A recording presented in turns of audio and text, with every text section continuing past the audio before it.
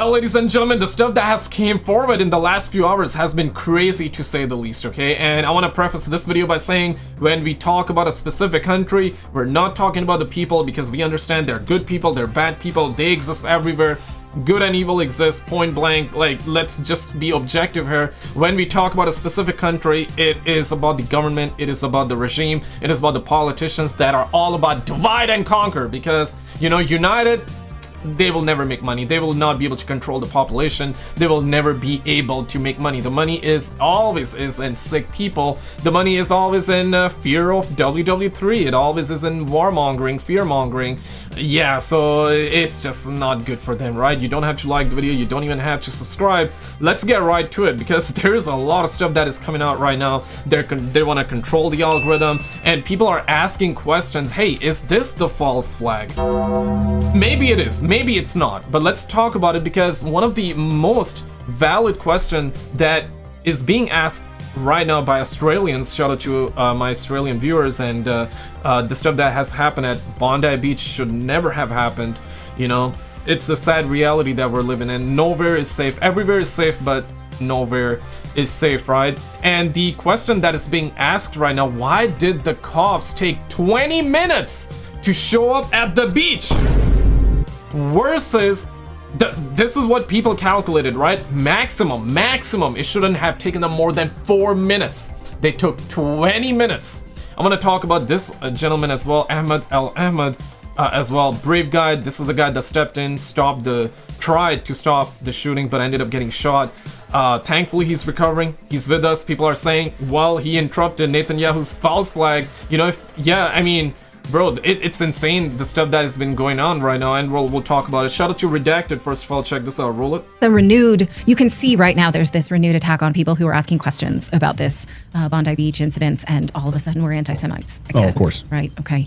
Because, and Israel didn't have to have anything to do with it, right? I mean, Israel never had to insert itself, and maybe wait 2 hours before you do that and blame Iran. Yeah. Maybe something like that. So how can we...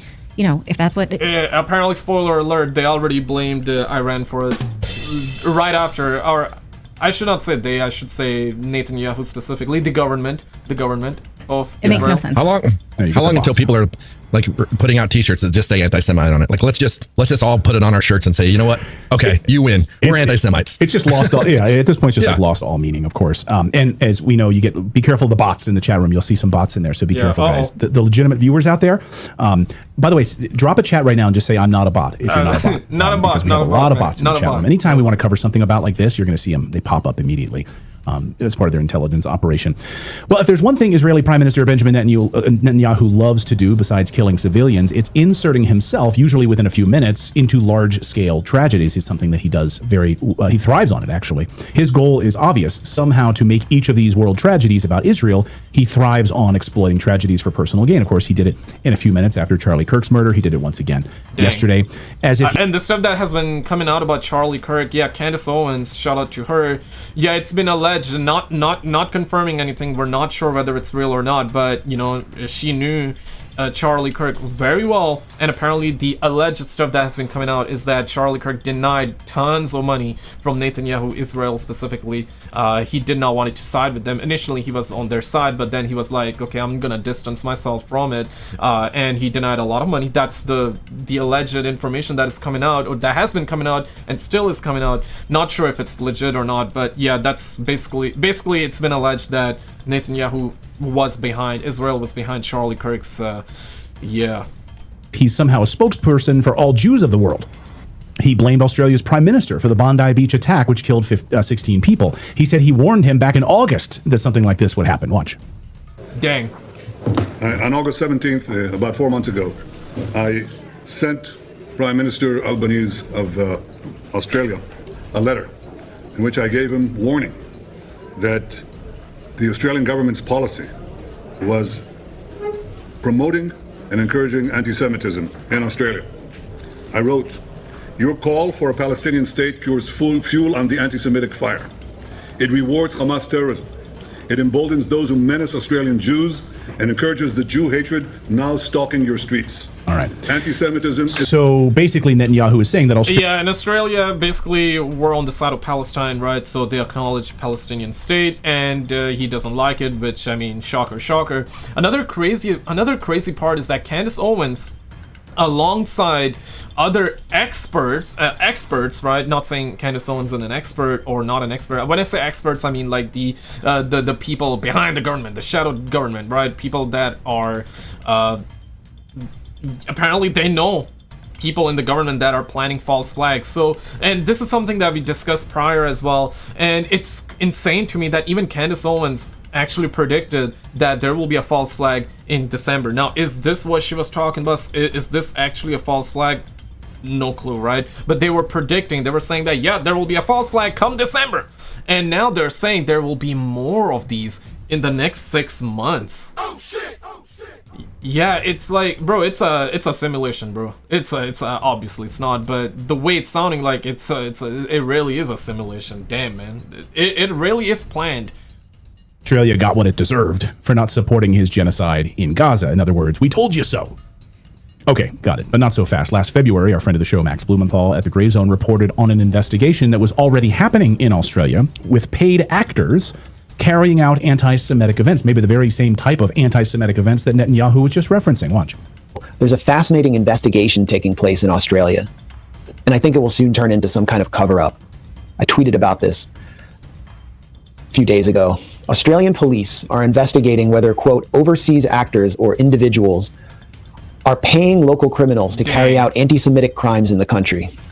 Prime Minister Anthony Albanese says anti-Semitic attacks are being, this is his words, perpetrated by people who don't have a particular issue, aren't motivated by an ideology, but are paid actors. He added, quote, it's unclear who or where the payments are coming from.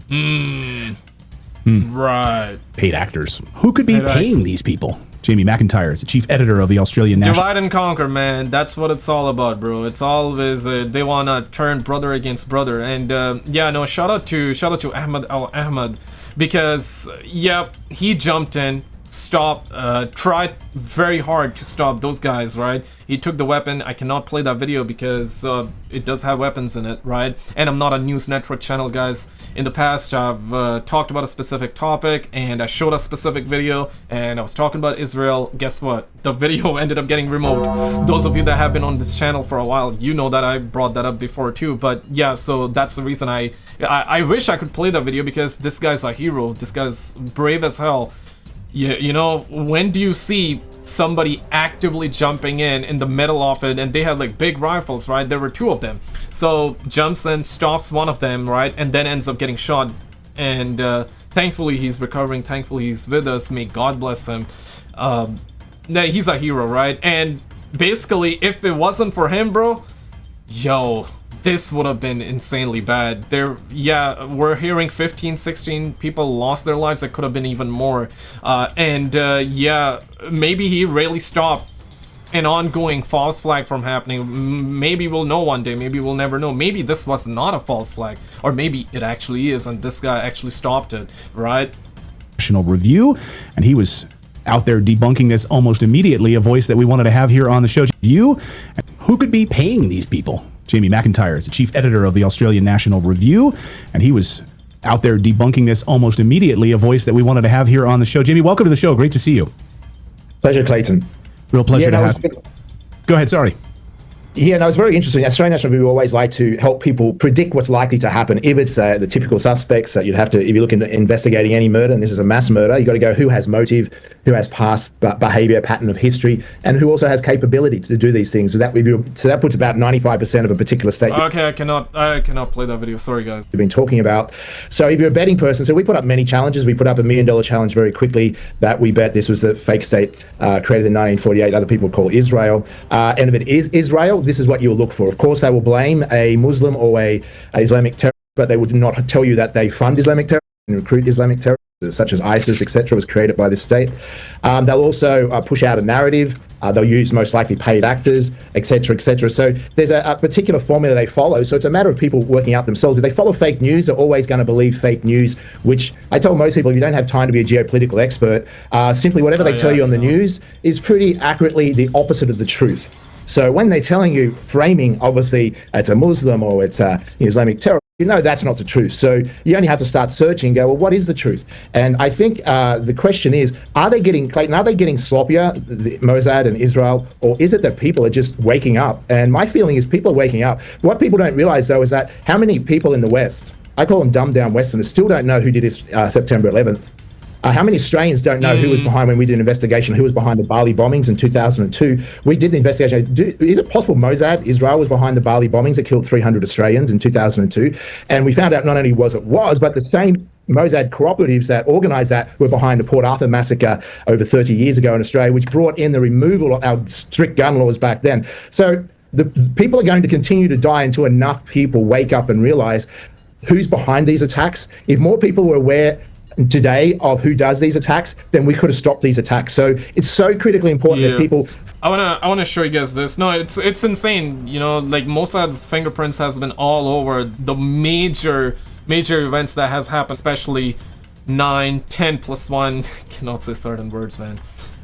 So yeah, they have been behind a lot of false flags. And false flags, I mean, every big country does that, right? America has done false flags too, right? They are real, but nothing like Mossad's false flags, bro. It's insane. And now they're also trying to control the algorithm. I want to show you guys 2 different clips. Check this. Rez, founder and executive director of Stop Anti-Semites. What is this here? I would now like to welcome to the stage Leora Rez, founder and executive director of Stop Anti-Semitism, a watchdog organization that publicly exposes anti-Semitic behavior, creating consequences for those who espouse bigotry toward the Jewish people. I can guarantee you that this will be counterproductive. I can promise you this will be counterproductive. I'm going to explain why. Because in America, we have freedom of speech. If you, as a foreign country, want to come into our country and create a governing apparatus that is external from the government, external from any sort of democratically elected group, and then decide that you want to invent consequences and then enforce them on people for saying words that you disagree with, especially whenever you have the flag of a foreign nation behind you. I hate this. And the reason why is that the implication that American Jews have any sort of obligation or connection or relation or loyalty to Israel. What the fuck are we talking about? Like, it's so ridiculous, and it does damage to them. Yeah, and you know, it's just you're always just one bad politician away, man. Like, so Netanyahu has really caused like a lot of issues for not just Israelis, people, Jews, and Muslims, obviously, and everybody, right? Bro, we're seeing stuff that happened in Australia, whether it's a false flag or not, it's because of what has happened in the past. Actions got consequences, right? They really, with the stuff that Netanyahu has done in Palestine, Gaza, bro, obviously, man, that has angered a lot of people, you know what I'm saying? And it's not good for any of us out there. It's not good for anybody because, you know, Australia got no part to play. Or maybe the government got it before anybody said, well, actually, the government works together, so it's, you know, okay, yeah, but I'm talking about, like, the people in general. Like, people, no matter, if they live outside of these 2 countries, right, they got no part to play in this, right? But still, their actions has consequences everywhere. Shout out to Legion of Men. Check this out, and obviously Asmongold there too. But it's pre-crime essentially. And with the advent of all of this happening, I'm gonna show you this one. If this censorship push is true, and they will use this as a reason for more censorship, then isn't it plausible that when you start to see what happened, for example, with Larry Ellison buying TikTok, they have banned the juice emoji and called it anti-Semitism. They've completely changed the algorithm. It's now algorithmically tuned to essentially eliminate all critique of the Gaza war or Israel. And lo and behold, the State Department, Trump has picked somebody named, let me check it for you guys right now, Rabbi Yehuda Kaplan. This is Trump's pick for combating anti-Semitism. So the State Department is going to have a whole division for fighting anti-Semitism and changing social media algorithms with the help of tech leaders. The president is sending a very strong... Dang, man, why can't we all just live in peace, bro? Like, is that so hard, bro? Like, damn, man. You know, there are good people that exist, there are bad people exist, obviously, and the politicians be causing all that. Yo, there's way too much divide. It's very hard to say, bro, or think that will ever come to peace. I honestly, bro, I know this is gonna be a very pessimistic take from me right now, but I think peace might not be achieved unless God intervenes, or you know, we get aliens dropping in and they tell us like, okay, chill, brother, chill, you know, like they drop in and they're like, yeah, let's chill, or they actually threaten us. You know, if the aliens come down tomorrow and they really threaten us with something, they're like, okay, peace or else. If they do that, yeah, like, I guess even then we wouldn't be even then we would be like, nah, man, we gotta fight, we gotta make money, you know what I'm saying, bro? It's crazy as hell out here. Strong message. Think about it. Ironically, I get off a plane, I am the president's representative, and I am walking off with a yarmulke, and I have kosher food, and embassies will have kosher food. It is a game changer. The appointment is a game changer, and it's not about history. It's about education, and how do we educate? Indonesia has 350 million Muslims living in the country. How do we change their textbooks?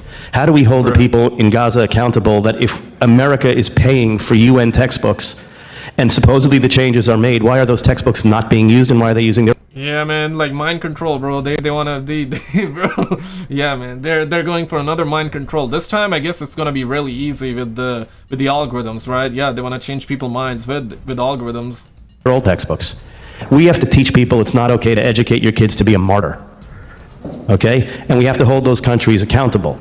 How do we battle anti-Semitism on the internet? How are we doing better on algorithms? What companies can we work with? We are going to have a whole division. I mean, just like tell Netanyahu to stop, like, you know, bombing countries, bro. Like, just that, it should start there. And yeah, like, bro, it should be like human decency, bro. We should not, no matter like where you're from, no matter what you follow or not follow, it should be human decency to not like attack somebody. But we live in an imperfect world, sweetheart, so I guess that's impossible, right? But it should start with Netanyahu. Like, stop like bombing countries, bro. Stop bombing kids, bro.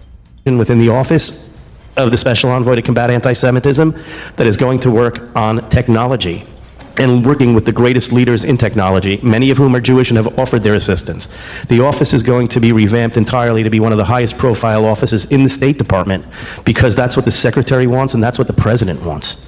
So we are going to have a very, very strong mandate on education, on protecting people, and how are we able to make a huge difference in combating what goes on. So, when you take into account the Bondi shootings, when you take into account the killer in the Brown University massacre walking away without anything happening to them, some people will be led to the conclusion that these are some form of false flags because they are power grabbing potentially, or at least it opens the door for a lot of legislation to come through the door that further restricts citizenship's rights and reduces free speech. And we will all suffer for these instances where institutions have failed, perhaps deliberately, to stop attacks like this. Where have we heard this before? When our institutions are so inept, when they cannot catch a criminal with all the surveillance they have, despite the state being a complete police state with cameras everywhere. Right. When you have the attacks in Bondi Beach happening with people getting massacred, specifically Jews, and the cops are standing down and they will not go help. Yeah. When you have Israel saying that it is Iran, when Iran and ISIS are mortal enemies, and blaming Iran and ISIS and Hamas because, A, it is in their favor too. This is a good opportunity if you look at it from the state's perspective. This is a great opportunity to pass legislation or grow influence in your favor for certain legislation to be passed. It'll be much more palatable to pass censorship laws, to open departments and divisions that combat whatever you want them to combat, and have that be palatable to go down people's throat, because you know what? Yeah, we do need more surveillance. We do need to increase the security of people. We gotta be like China, right? Like, I mean, let's be real, bro. The stuff that is coming out about the AI. Oh, you never heard? What? You never heard about like the stuff that is coming out with AI? Oh man, you are in for a rude awakening, man. But the stuff that is coming out with that's gonna happen in the next coming years, especially with the robots and all that. They're trying to get the rich to buy the robots. get the robots educated, get them home trained so they can do your dishwashing stuff, like clean your home, clean your house, right? Also clean your brain in the other in other words, right? Also, yeah, so the stuff that is going to be coming out in the next coming years, bro, that's going to be insane. And the robots obviously going to be spying on all of our dumbasses. So yeah, it's happening. I'll link you a video in just a second. These guns are a problem. You know what? That guy did attack Jews. That's an issue. We should, go bomb Iran, go flatten Gaza, get rid of the rest of Hamas, which was already being spoken about on airwaves in Israel, for example. So it makes sense that from a state actor's perspective, this is a prime opportunity to grab the influence needed. So what is the truth here? Well, the truth is this. If this is more leftist violence, if that was truly perpetuated by some Islam far-right extremists funded by Iran or not, or funded by Hamas or not, or just jihad against Christians in a Christian country, or I should say Jews in a Christian country, which Germany, by the way, managed to stop an attack by some Syrians and some others. It was a mixed group of 5 that were planning on taking cars and riding them into Christmas markets, just as was done last year. So this is just a... that's crazy. By the way, I guess this is and this man was Syrian as well, right? Syrian Muslim that stopped the attack. So that goes to show you, man, like they're good and bad everywhere. They're good and evil exist. But the media is always gonna be dividing people. Symptom of our failing liberal democracy. Our institutions are completely rotted to their marrow, to their absolute core. And I said it earlier in a post, we are living in the carcass of what used to be our civilization. It has been taken over. The new world order post-World War II of liberal democracy went wrong somewhere shortly after because there has been a decline in our institutions, decline in the trust of our institutions. Everything has been politicized and our countries have been sold out to foreign influence. Yeah, we cannot have normal conversation no more. It's about, nah, you're left. Nah, you're right wing. I don't want to talk to you because you're right wing. Oh, you're left wing. I don't want to talk to you. Oh, you're neither? Then cannot talk to you at all. It has become politics to the max. And this is that video that I was referring to. Yeah, check out this video on the screen. Because the stuff that is coming out, and I wouldn't deny, bro, like, they're openly fear-mongering. So if you don't like that, well, this video is very much fear-mongering. I'm being honest with you, because they are being fear-mongering. You will see them actively fear-monger what's coming next and all that. If you don't want to see, I understand. But if you want to see what's coming, check out this video on the screen and I'll see you there.